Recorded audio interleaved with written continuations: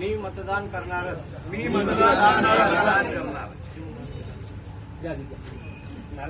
मी मतदान करणारच. मी मतदान करणारच. मी मतदान करणारच. मी मतदान करणारच.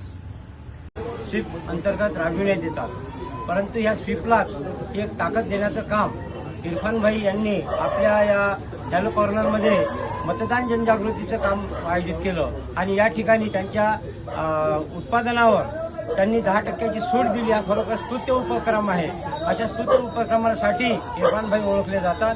सर्व धर्मीय नागरिकांना मतदानासाठी आवाहन करण्यासाठी त्यांनी हा स्तुत्य उपक्रम या ठिकाणी सुरू केलेला आहे. नागरिकांना परत विनंती करतोय की अमरावती महानगरपालिका क्षेत्रातील मतदानाची टक्केवारी वाढवण्यासाठी आपण स्वतः मतदान करावं आणि आपल्या मित्रपरिवाराला सुद्धा मतदान करण्यासाठी इरफान भाई प्रमाणे आवाहन करावं, हीच विनंती. धन्यवाद. मनीष शिरसाट, अमरावती जिल्हा न्यायालयामध्ये तसा हायकोर्ट मुंबईमध्ये प्रॅक्टिस करतो.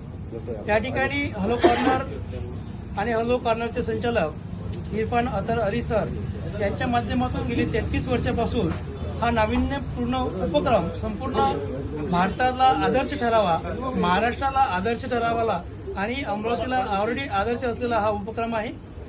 अमरावती शहरातील सर्व जे होऊ घातलेले मतदार आहेत त्या सर्वांनी येणाऱ्या आणि होऊ घातलेल्या इलेक्शनमध्ये मतदान करावं याच उद्देशाने हॅलो कॉर्नरच्या माध्यमातून हा विविध प्रकारे होऊ घातलेला हा उपक्रम हा सुद्धा अतिशय चांगला उपक्रम आहे. या ठिकाणी त्यांनी पर्टिक्युलरली 33 वर्षाची जी परंपरा आहे ती परंपरा त्यांनी आज सुद्धा अखंडित ठेवलेली आहे आणि त्यांच्या या हॅलो कॉर्नरच्या माध्यमातून जेही प्रोडक्ट आहे त्या सर्व प्रोडक्टवर 10% जी सूट दिलेली आहे.